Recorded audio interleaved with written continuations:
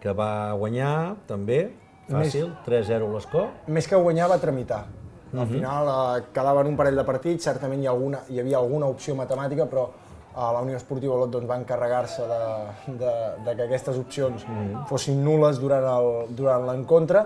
Per tant, el Peralada va sortir alliberat, jo crec que conscient de que l'Olot faria els seus deures. Variacions en l'equip? Vull dir, feia jugar a l'11 de sempre o va descansar gent? Va haver-hi rotacions, van veure a Pau Ribas en el lateral, van veure a Pablo Carbonell, Txele va descansar, David Coromines no va estar ni convocat. Al final, com diem, van tramitar el play-off, van començar a dosificar minuts, ja que recordem que d'aquí 15 dies tenen la primera eliminatòria de 3.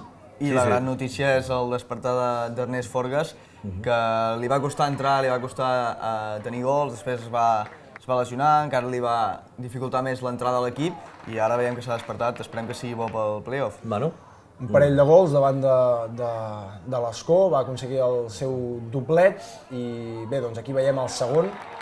La veritat és que són molt bons gols, el primer venia d'una centrada de Pau Ribas i aquest segon col·locant l'esfèrica perfectament a la porteria de l'Escó.